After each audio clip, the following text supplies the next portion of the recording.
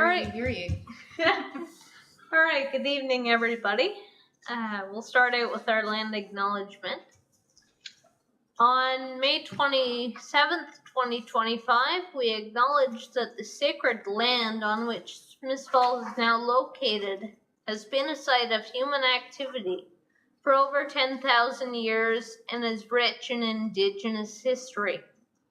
This land is the ancestral and unceded territory of the Algonquin Anishinaabe Nation. We are grateful to the Algonquin ancestors who cared for the land and water in order that we might meet here today. We are also grateful to the Algonquin people for the making of the Rideau Canal, which runs through Smiths Falls. We are mindful of broken covenants and the need to reconcile with all our relations. Together, may we care for this land and each other, drawing on the strength of our mutual history of nation building, through peace and friendship, being mindful of generations to come. With that, I will call the meeting to order at 6:03 p.m. We'll move on to the approval of the agenda. Does everyone here have a copy of said agenda? Yes. Yeah.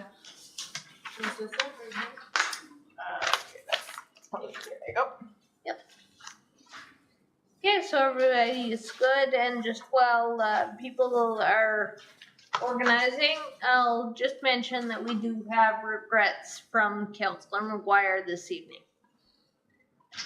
So we will approve the agenda now. So could I have someone move to approve that, please? Corey, thank you. Could I have someone second it, please? Courtney, thank you.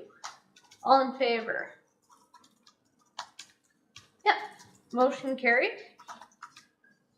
Adoption of minutes, of which we have none tonight.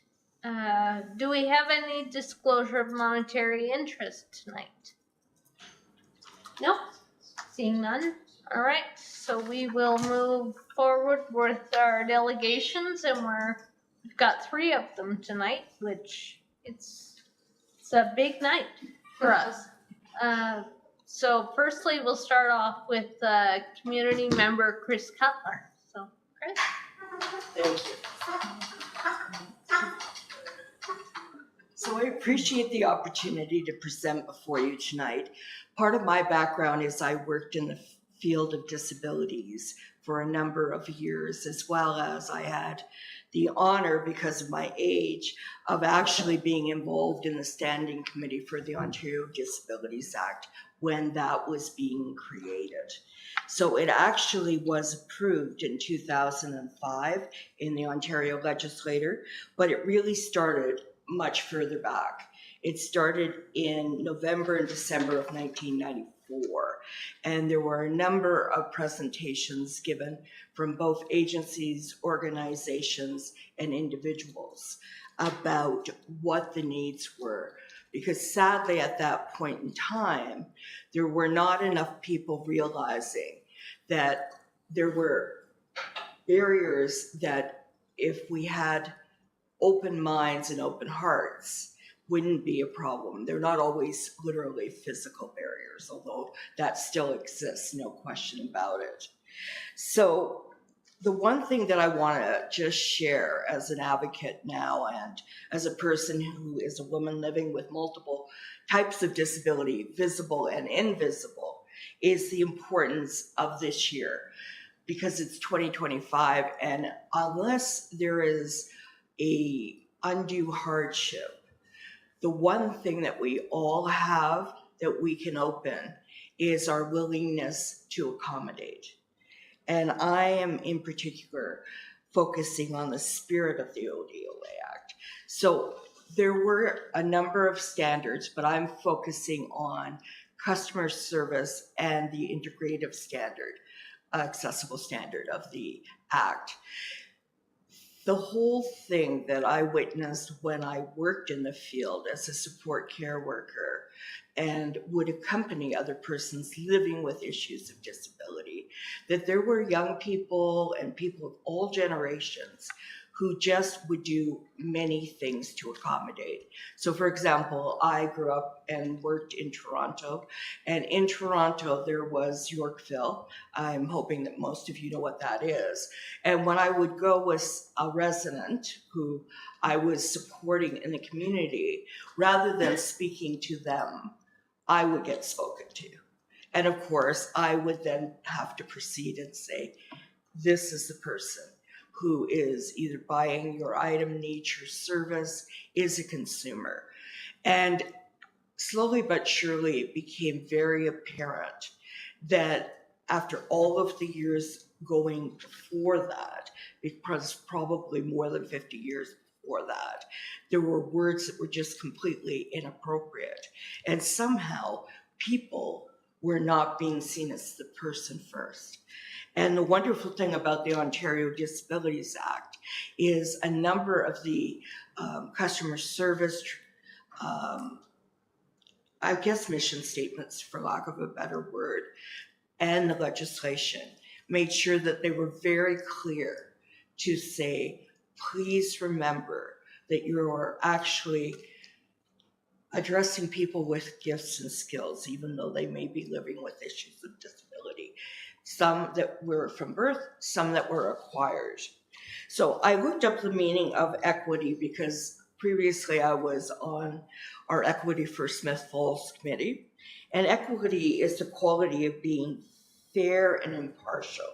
And equity of treatment is really important.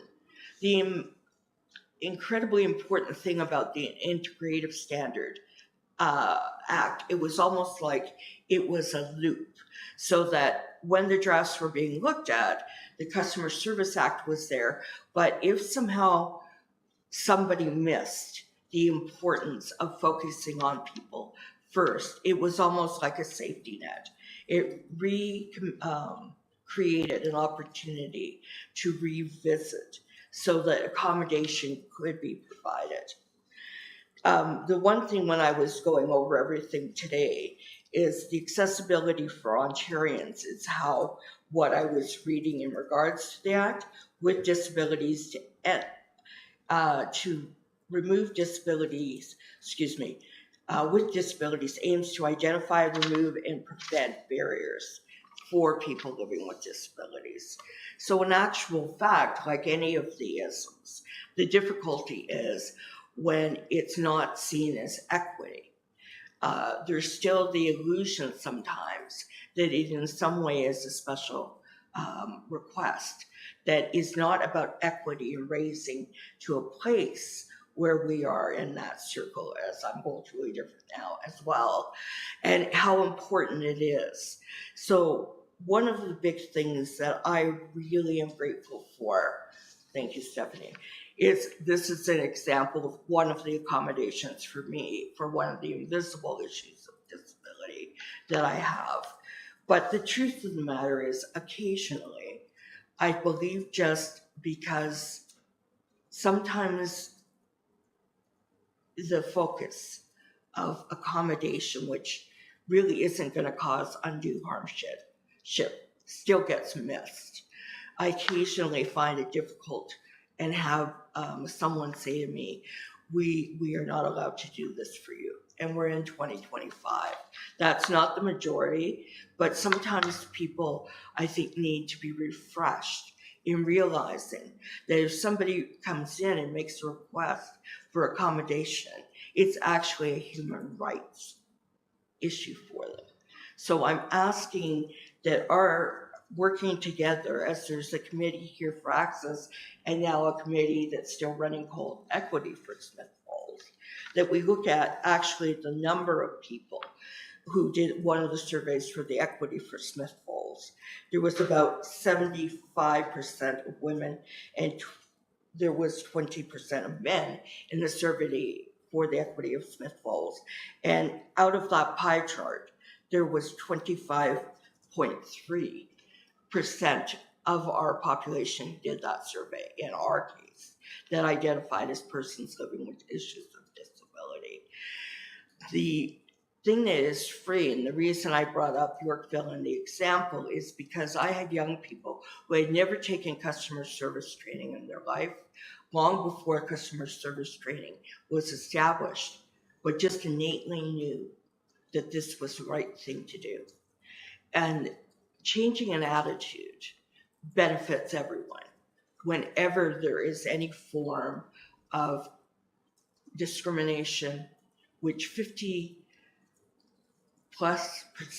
of the discrimination claims are persons living with disability issues for the Ontario Human Rights Commission.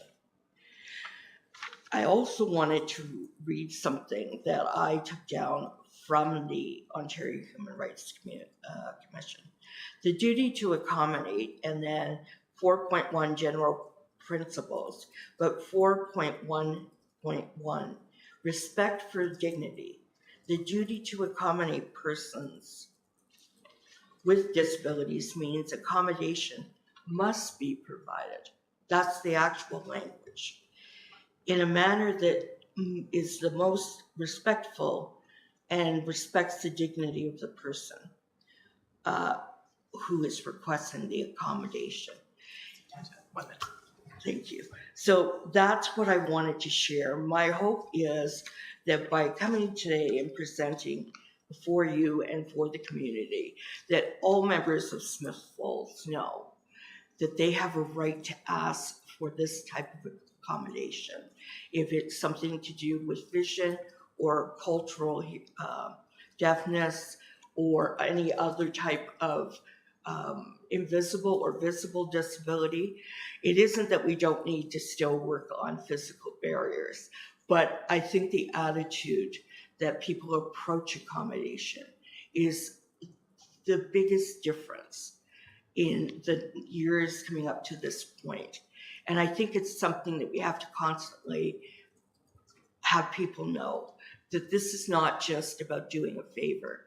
This is actually about a really important human right that everybody who has issues of disability, unless it's going to be like rebuilding the building, has a way of saying, I need this, and I need this with dignity and with respect. And living with dignity and respect is something all of us want. Thank you. All right, thank you very much. That was very kind, very, very good words, and made some very, very good points in there. I really like the points you made about invisible disabilities, and that is something that this committee does try and focus on. So I'm glad you brought that forward, and a lot of other good points in there as well. So thanks for your time. Thank you. Thanks for coming out. So our next delegation, we have Rob Moore from the Rural FASD Association to talk about the Red Shoe Run. Thank you, Madam Chair. Welcome, everybody. I appreciate your time. I don't have any visuals for you. I'm kind of doing this one on the fly. There's been lots of things that have happened even in the last week. So I'm going to give you, as of 2 hours ago, the most up-to-date status.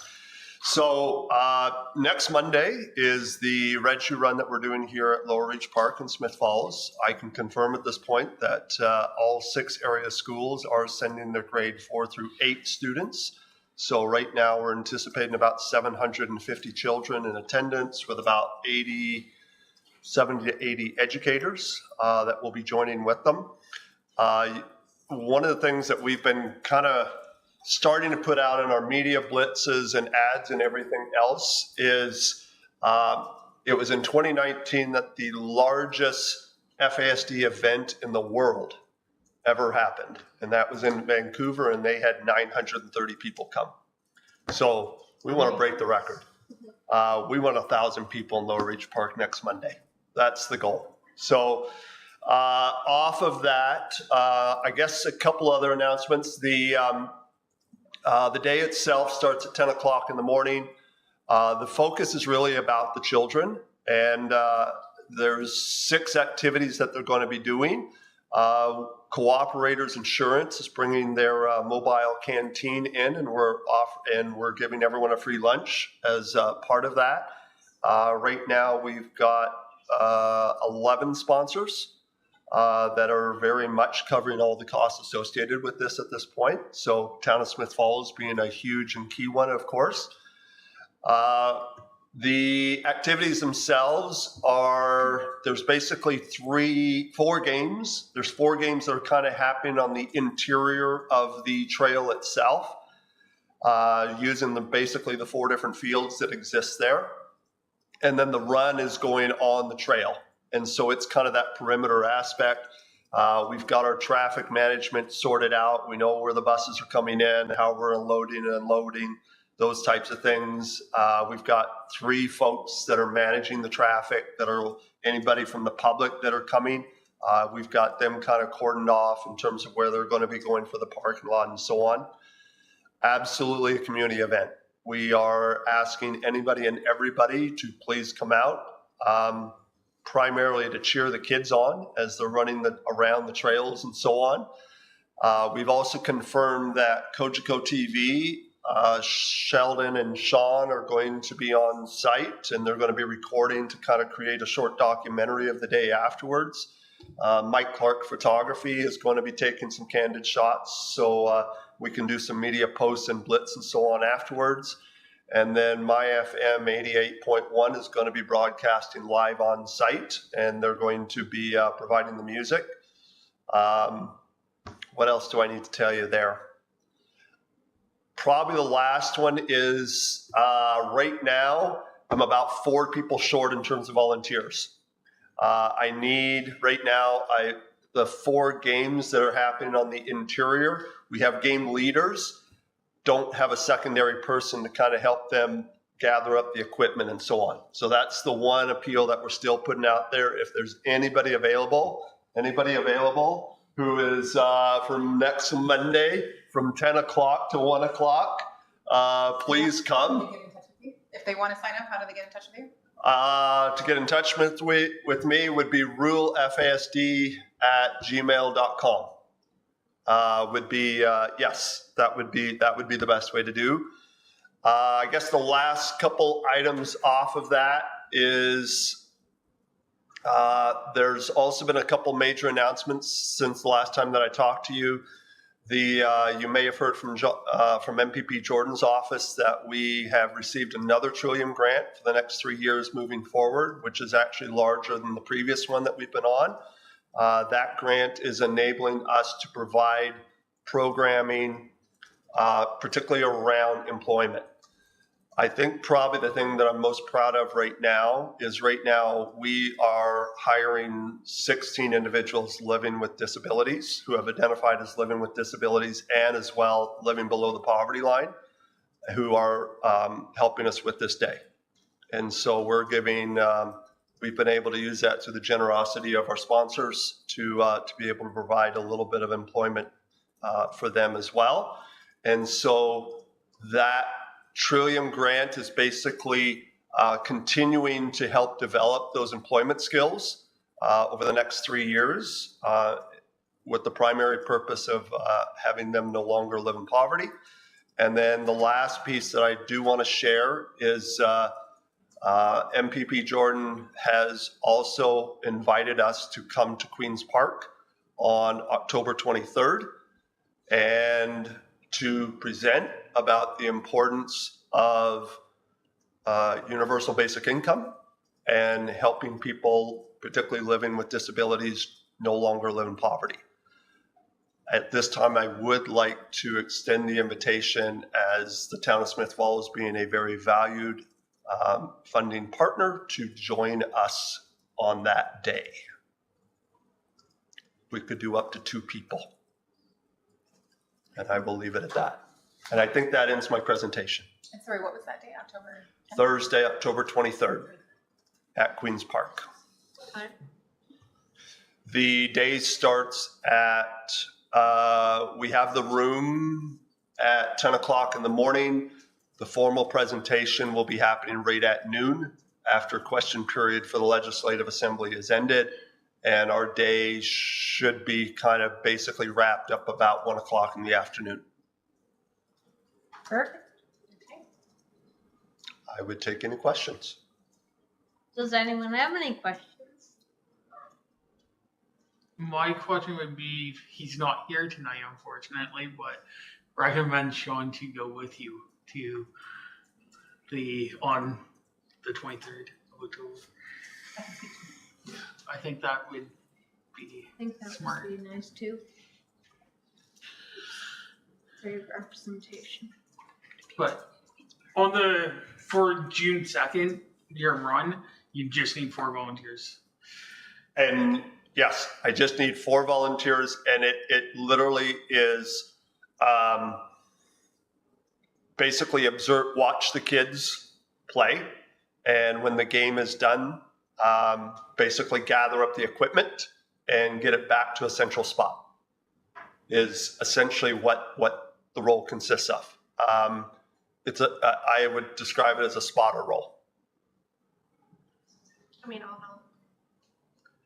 Please come. We will be there at 8 o'clock in the morning, starting to get set up. Well, I will be there at about 7 o'clock in the morning, but most people are going to be there at 8 o'clock in the morning. The day actually starts at 10. If you were there by 9:30, yes, we will find a role for you. You give me the email again. I can send it. Okay. Yeah. Perfect. Thank you. No problem. Thank you. All right, so I think with that, we will thank Rob very much, and great presentation, and shaping up to be a great day. Wonderful. Thank you, Madam Chair. Appreciate your work. Thanks, Rob. Thank you, everybody. All right, and our last delegation for this evening, last but not least, we have the Old Home Week Committee. We have 2 representatives, Shelley Bradley and Krista Dales Donnelly. So ladies. Good evening, Madam Chair and committee members. Thank you for inviting us to your meeting. We've already learned so much. We are glad to be here to share what we are considering for better accessibility for Old Home Week events August 2nd to 9th this summer. These are some of the considerations our committee has discussed, and of course we want your input. So we thought we'd just outline some of the things we were intending, and then you can give us your feedback, not necessarily at this meeting, but going forward. We intend to have an area that is quiet during the opening parade because the parade can be very loud. So we're going to try and distinguish an area where the bands won't play. So it will be a quiet area for anybody who has sensory issues around sound. We are intending to live stream the parade for those that are sensitive to the heat and to crowds. We intend to provide the script to our drone show narration. The drone show will happen on Sunday evening, the 3rd, between 8 and 10 p.m., and there will be narration from local people over it. So for hearing impaired people, we thought we would provide the narration in writing. At our farewell concert, we intend to have a seated side for viewing in front of the stage area, and then a standing and dancing side, so that there's the ability for anybody who has mobility issues to have a clear view, and then people want to stand and dance, or if they want to sit and then stand, then it includes everyone. And we are inviting your committee or members of your committee to do a site visit for each of our events, where each of our events will take place, our signature events, to give us the appropriate feedback around what we might do to make sites more accessible where that's possible for people that have different types of disabilities. So that's kind of the overview where we are now, and we had attended and had some discussions with some of you before, and if you have any questions now, or if you wanted to, we could arrange some of the site visits for people to see where we're going to have the events in the parks. Well, thank you very much. That all sounds wonderful, and we certainly do appreciate all the thought that has gone into accommodations for the various events. So thanks so much for doing that. In terms of the site visits, is there anyone that knows tonight that they'd like to do one? I would like to visit them all. You'd go. Okay, so we do have some interest, Krista, so,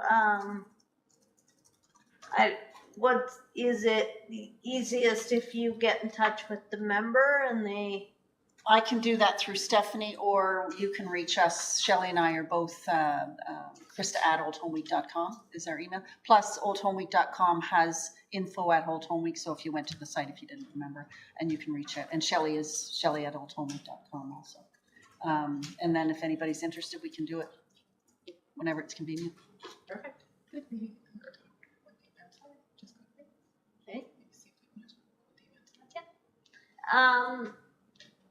could you just fill us in, Krista, a little bit about, when the events are, what they are, something along those lines? So from August 2nd to 9th is when Old Home Week occurs. And our committee has 7 signature events over that week, and the community fills in with events. So there's main parade on Saturday the 2nd.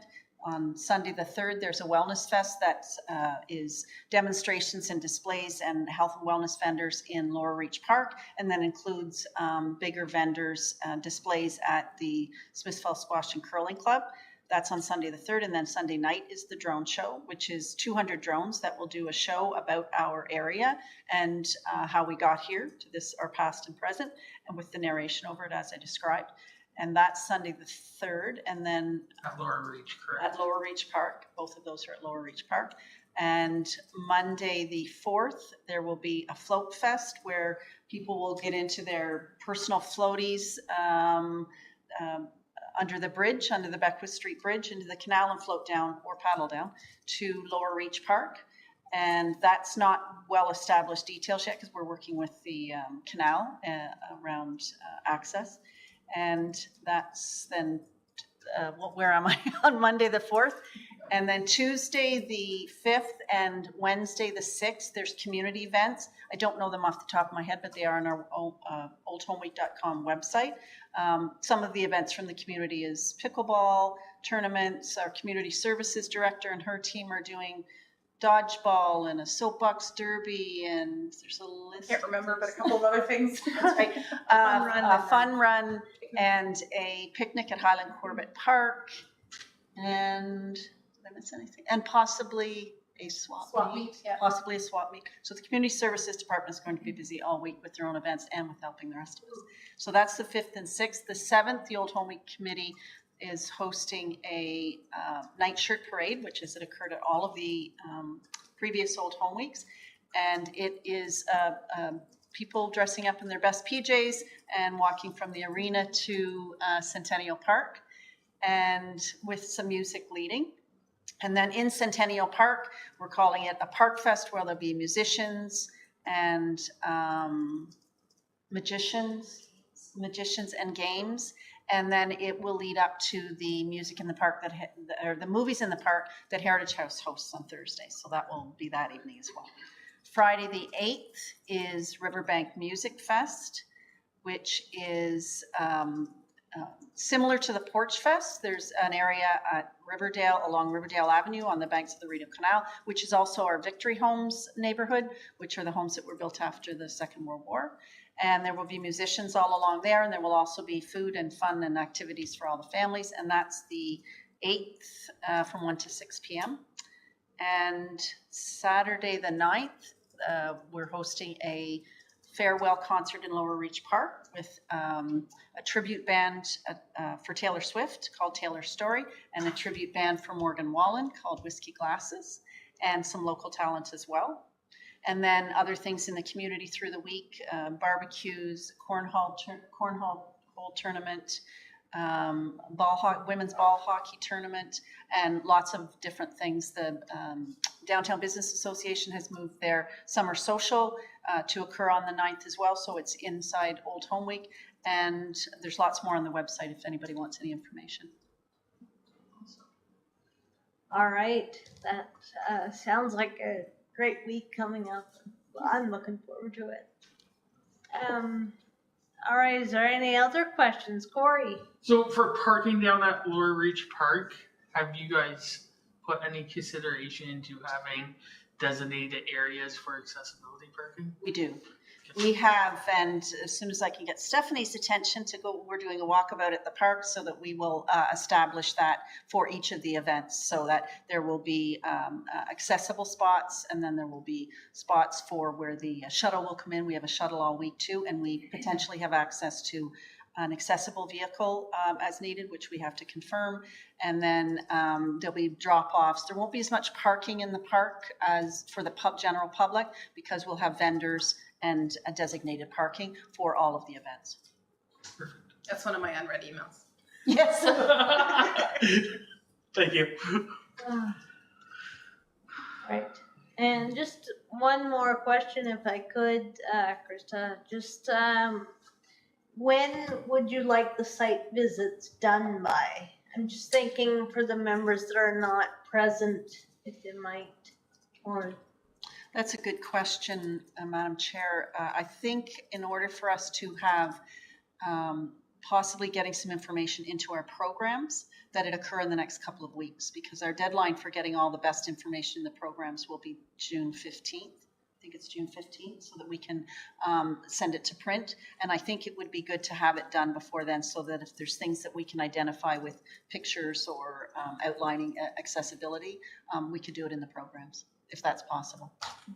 should be May fine. I suggest, Stephanie, that we coordinate through you? I just sent an email to everybody, including them, but yeah, we can do Minds that. think alike. Here we go.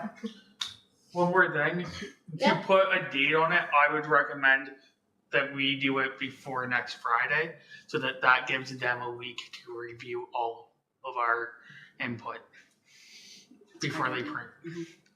That would be my recommendation to our committee. I think he just wants to hang out with us again. No, I think not. Okay. Yeah, and then we will we'll get that going for sure. Okay, good. All right. Thank you. Thank you. I think that wraps everything up. Thanks, Krista. Thank you very much. Very wonderful presentation. All right, so we will proceed with our priority issues now. First one being National Accessibility Week. And I kind of wanted to just give everybody an overview of what the week's, we have always done things in Accessibility Week, and I know we've done some social media coverage during that week. And I, Director Clark, you could perhaps weigh in. I don't know if that's something we want to do again this year. So we actually have some posts that are scheduled, Okay. so they should be out this week. Perfect. Yeah, so not dissimilar to some of the language that was utilized last year, but we had our social media queen, Joanne Plants, pull together some stuff, and so she scheduled some posts for us, so they should be out and about at some point. So if you're not seeing them, let me know, and we'll make sure that they're out. And even if it's not within the confines of May 25th to the 31st, we'll make sure that that information gets out there anyway, because it needs to, so. Yeah. It does. And the other thing that is quite evident tonight as part of National Accessibility Week, this Wednesday we will be acknowledging Red Shirt Day to show our solidarity for people with both visible and invisible disabilities. And want to personally thank everyone tonight for wearing the red and promoting that initiative. So that's wonderful. Does anyone have any other questions or suggestions about National Accessibility Week? Anybody? No, nothing? Seeing none? Okay, so we will now move on to the AODA workshop report back. That was what we had on April 8th over at the arena. So if did everybody receive a copy of that document?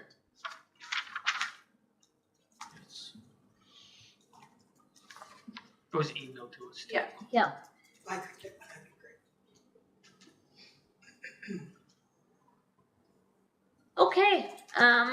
So what I thought I would do is just briefly go through it.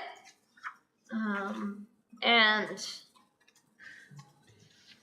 there's any questions or comments, please feel free to do so. So we had fairly good attendance. Lucy, just before you continue, Stephanie, did you hear Chris? She would like a copy of it if you can. Yeah, I did. Okay, thank you. Yeah, so it was very well attended evening, and we did get a lot of things done, hammered out. So firstly, thank you to everybody who was able to join us. And this will be a sort of a fill-in for the people that were unable to make it that night.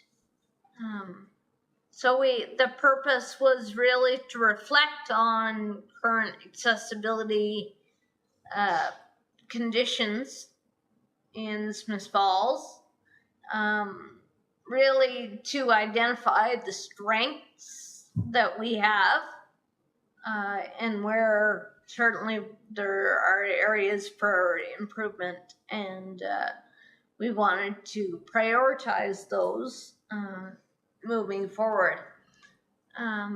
We talked some of the customer service issues, physical. We talked about some of the physical barriers.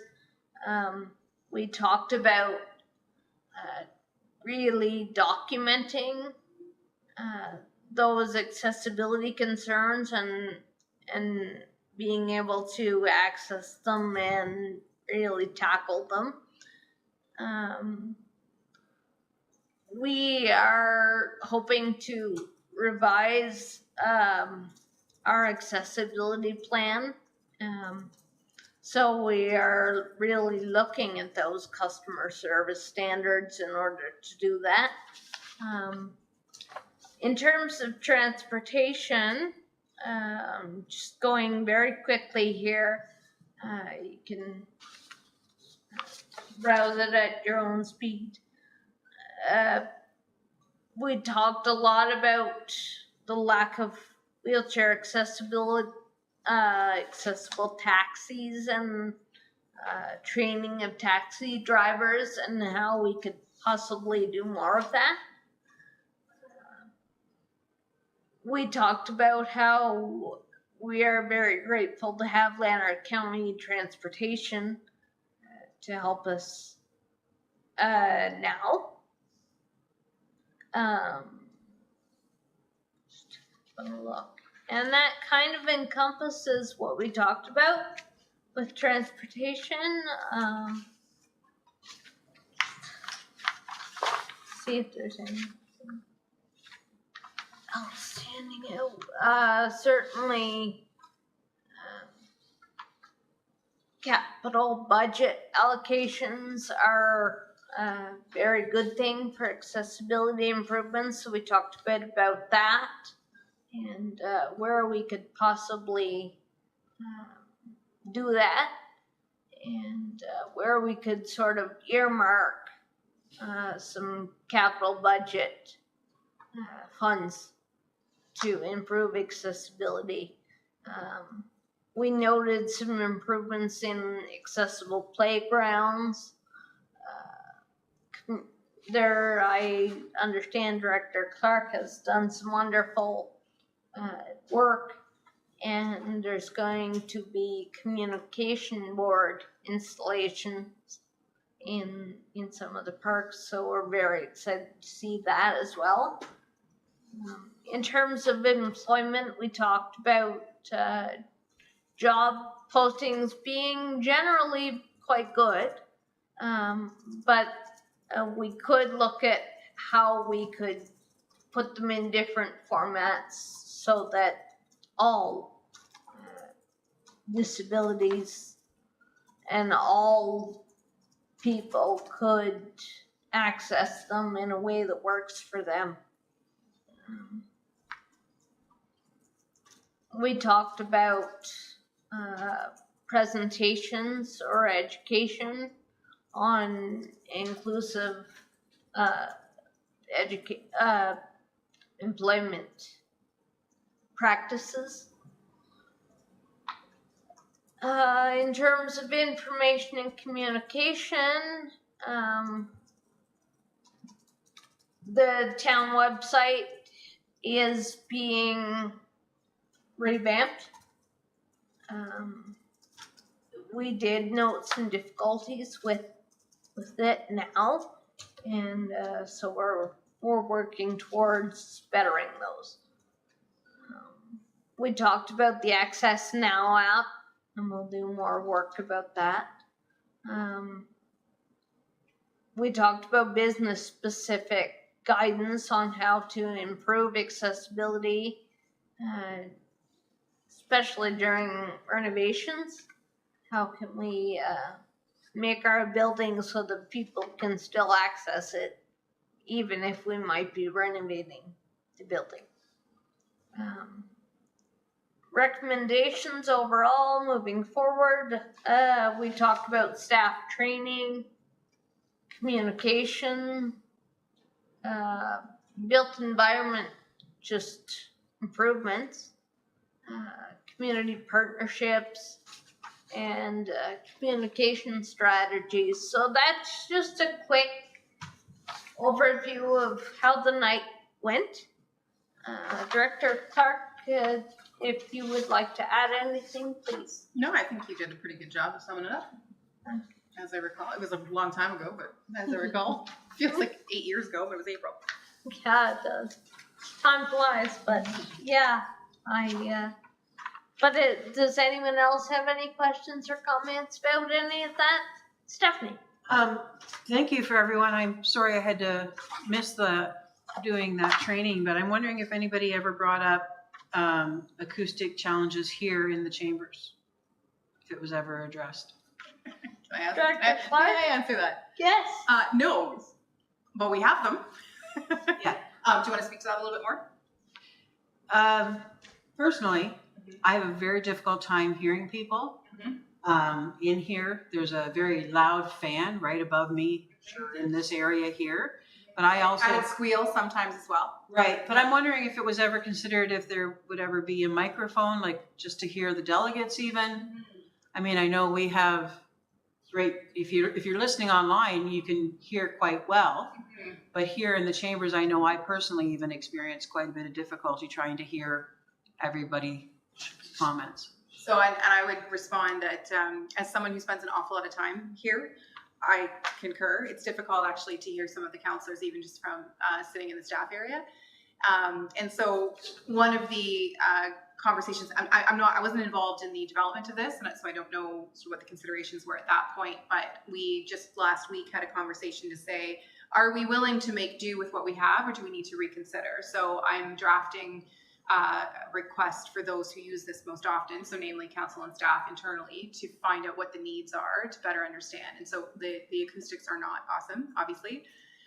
They're structured, I think, more for the online component, because you're right, you can hear very well online.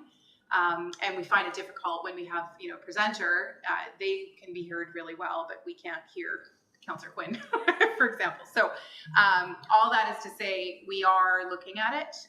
We're not sure how quickly we can resolve some of the issues or what the system change would be, but that will be hopefully in the 2026 budget. So no, nobody brought it up, but yes, we have independently experienced the same concerns, and we just want to make sure that everyone is able to hear, because when we're trying to respond to council's requests, as even from a staff perspective, when we have no idea what they're saying, it's difficult to give them a proper answer. So, yeah. So, Thank you. I'm with you. Anything else? Speakers are a magical thing. That's all I'm going to say. Well, we have some. They're just. Oh, they're really not. Yeah.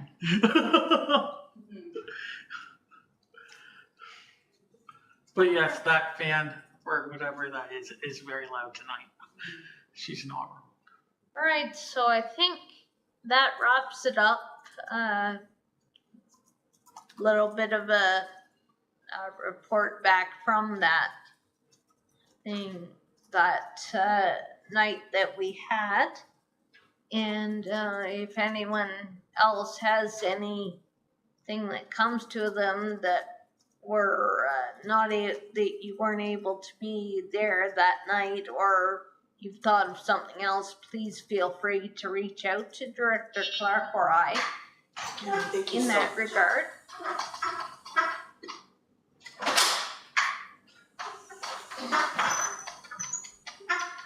Okay, so I think that wraps up that priority issue. We'll move to our last priority issue, which is the Town of Smith Falls Accessibility Plan.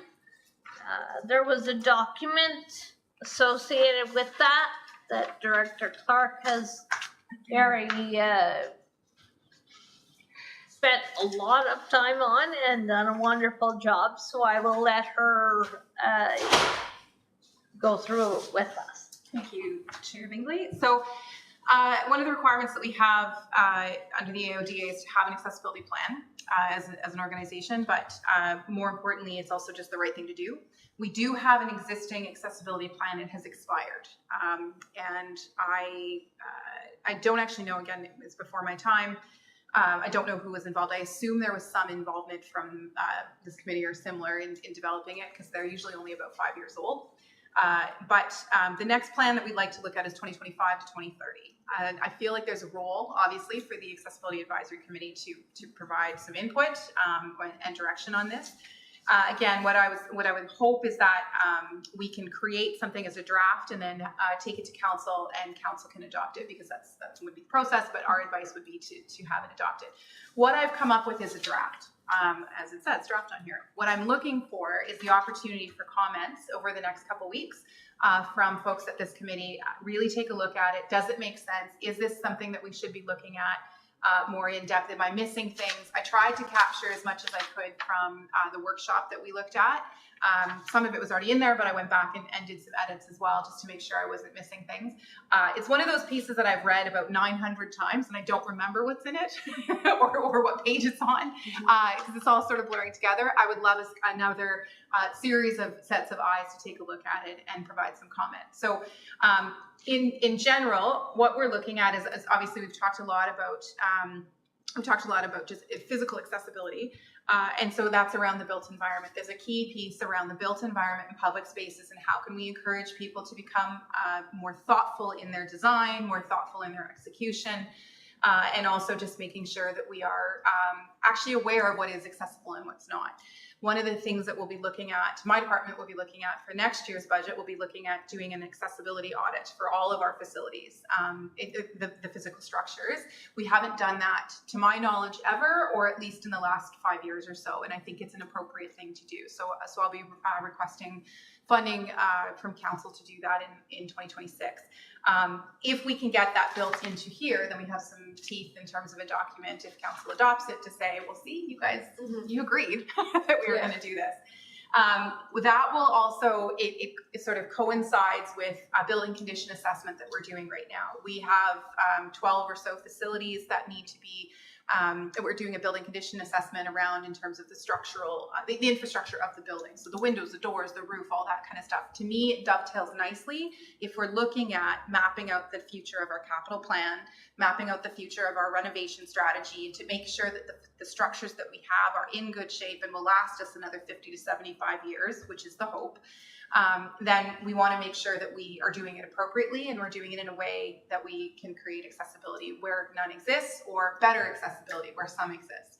An example of that would be at the arena. We have a beautiful facility. It is technically accessible. It's accessible to an old standard.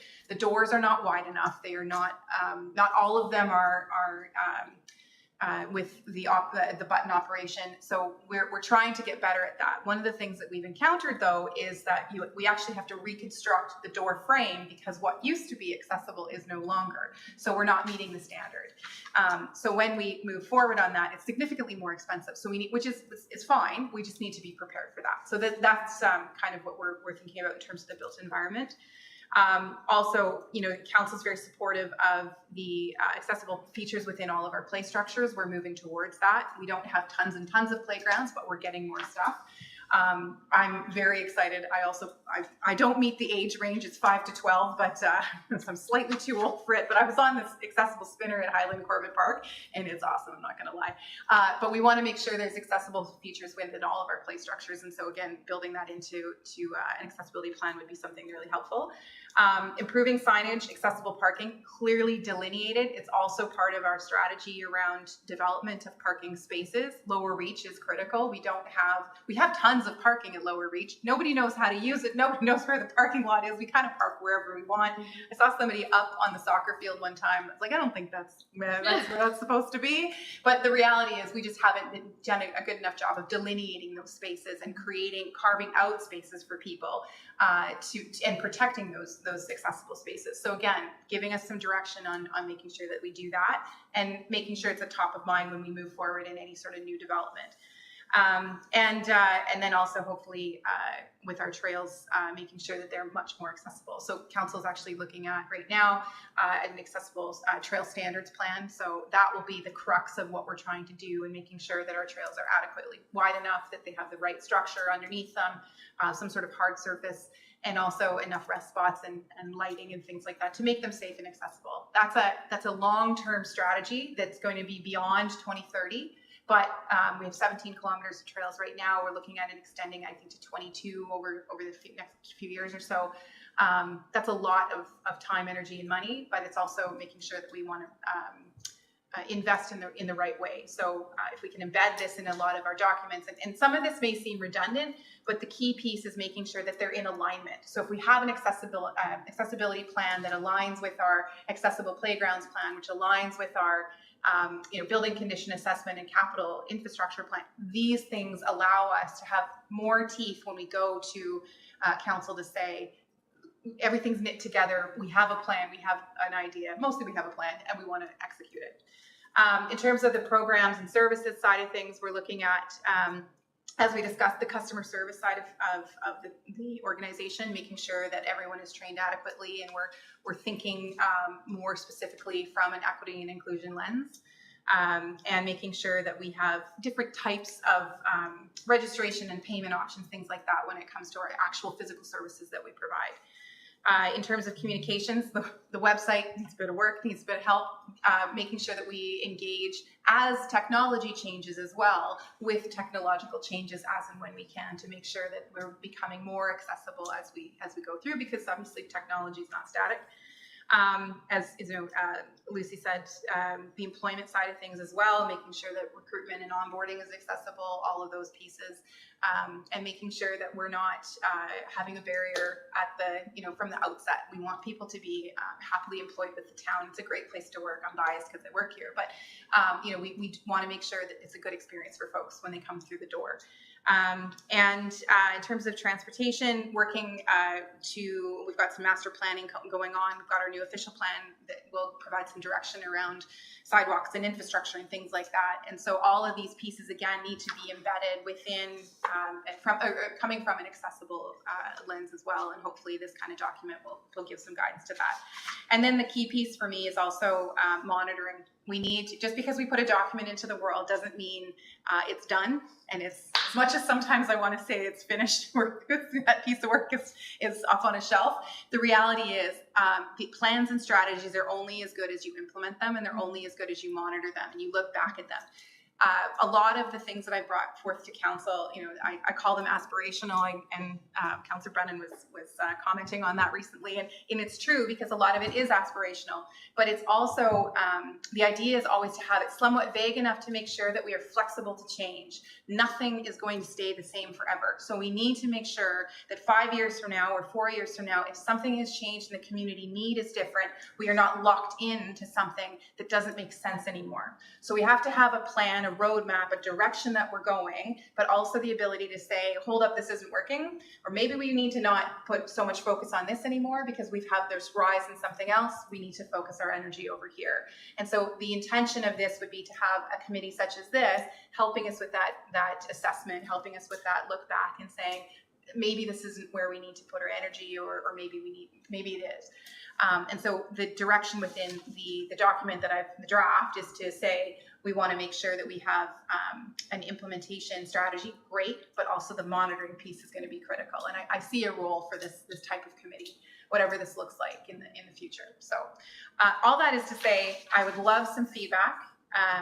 My hope is that I can get some feedback in the next whatever time frame works for you.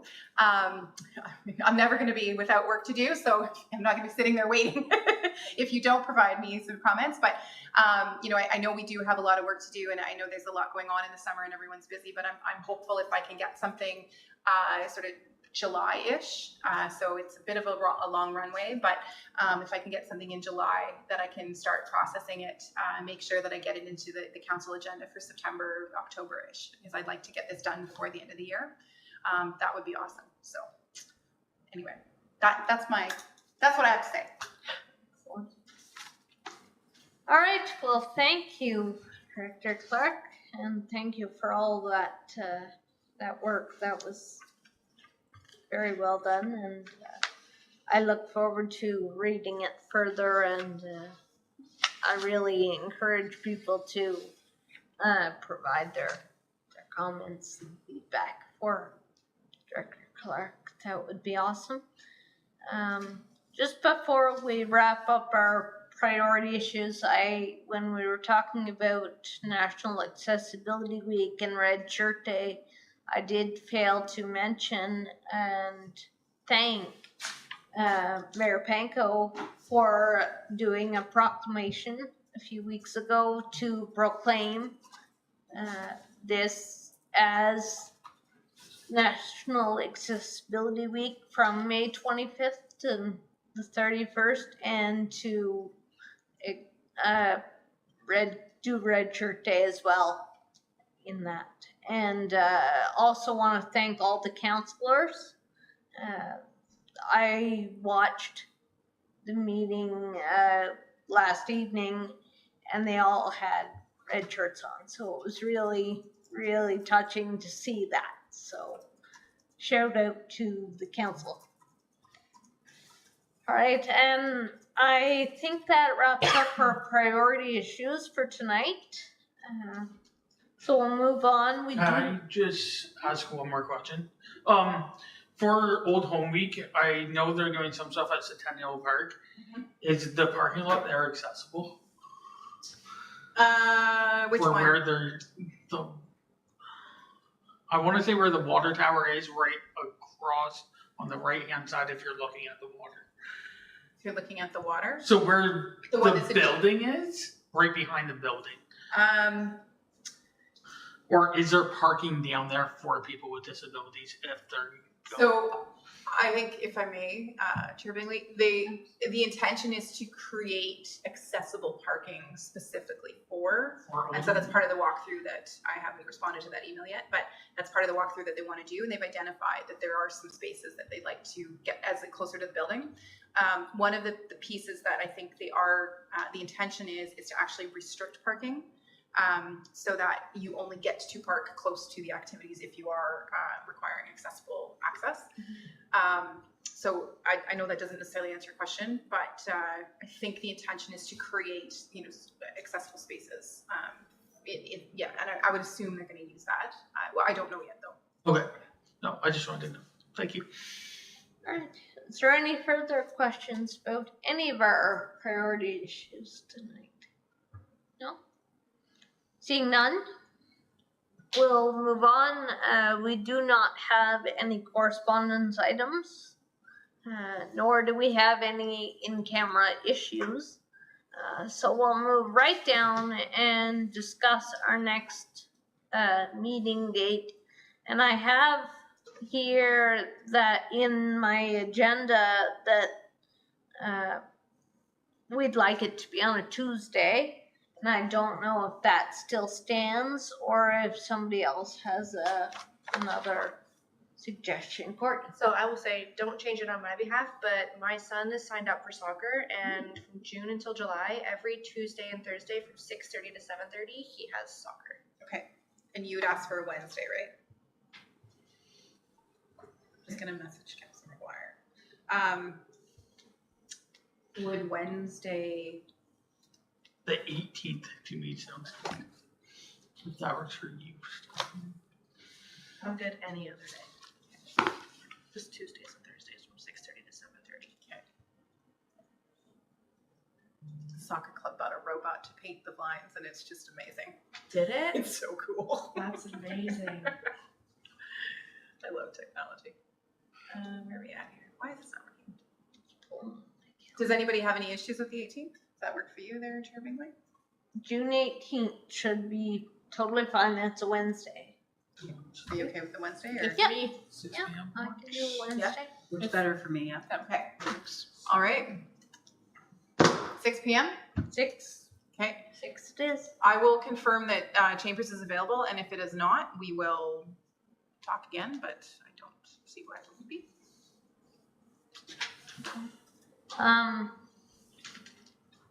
Okay, so we'll tentatively book June 18th at 6 p.m. then for our next meeting.